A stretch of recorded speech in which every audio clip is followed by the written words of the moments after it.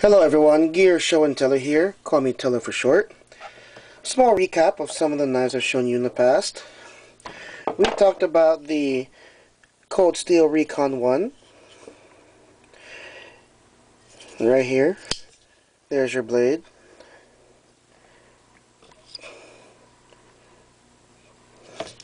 There's your handle. On to then the American Lawman. And what do I love about the American Lawman? The choil up here, where I can put my finger. One of the recent knives, actually my last video, was the AK-47. As you can see, like I said before, I use my knives. That's probably adhesive from a box package I was opening from the mail.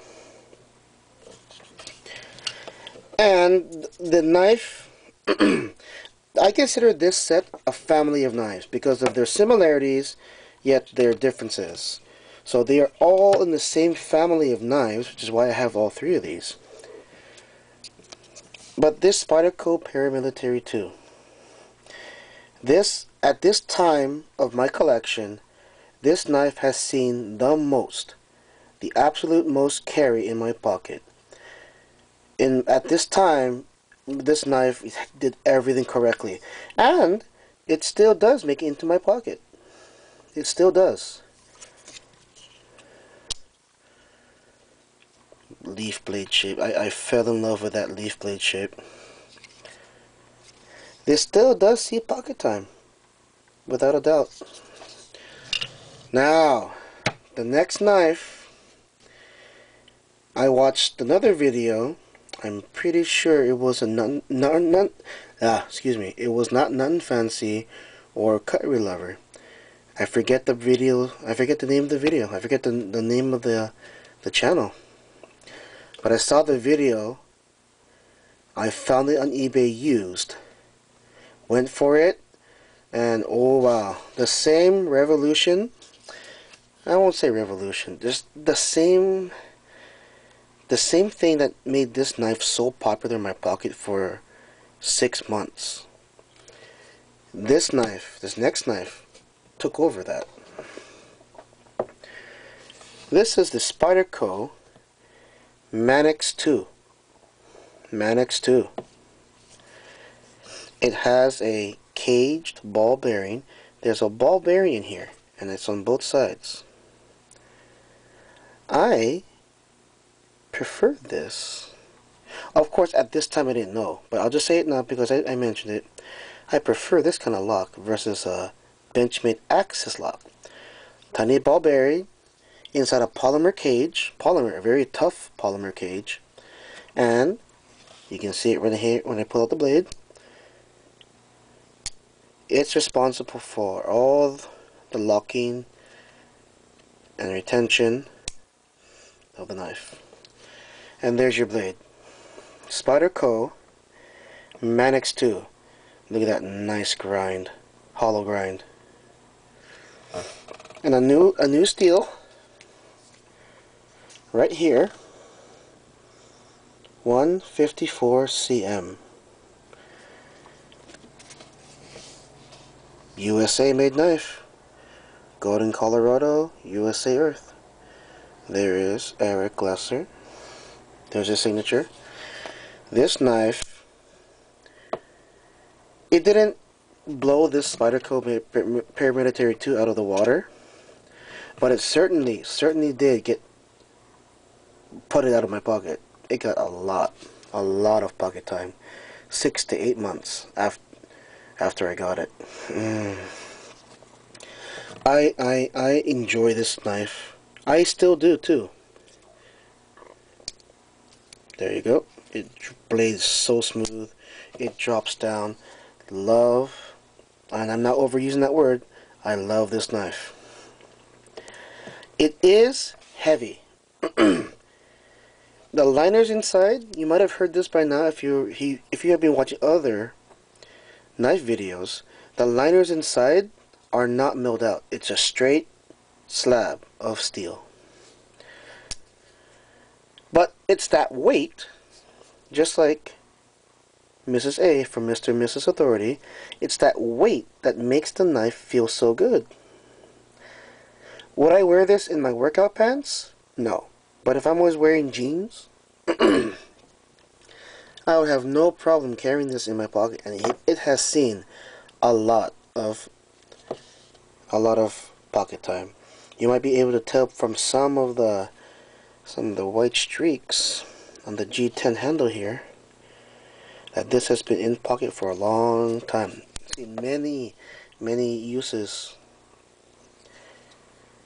Oh, so at this point in my collection, this knife, and right there, you see it, this finger choil gives me extra control. This knife was razor sharp out of the box, and there's just not a whole lot more I can say about it other than I love this knife as much as I love this. This Spyderco Paramilitary 2, definitely lighter. But that doesn't mean it's not functional. It's great in the hand. Feels good in the hand. Love it. Love it. Those knives, I don't particularly love them. That's why they just stay in the collection. These three right here. But this one, and now this one, at this point in my collection, I love them. This one has really reawakened my love of Spyderco. And the opening holes are the same size.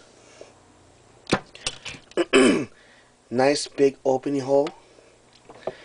And here's another similarity. The lanyard hole. They're both huge.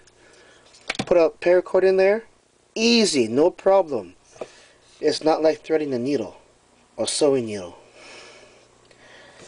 Oh, well, let me give you a closer look at this before I end the video. There you go. You can see the spring on this end. It's a strong spring too. It pushes that ball bearing cage lock on the tang of the blade. Very strong lock. Very strong.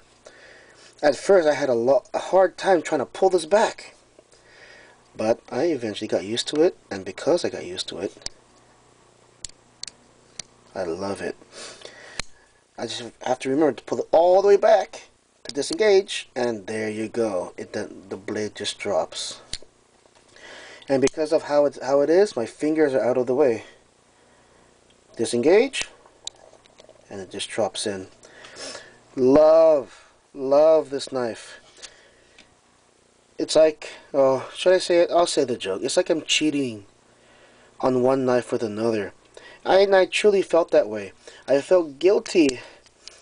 Like this was I was committed to this knife, but then I found this knife. No, I can't do it that way. I am a loyal man. If I was in a relationship, I would be a very loyal man. Oh, but when it came to these two knives, I couldn't. I'll be the first to admit it. I carried both of them.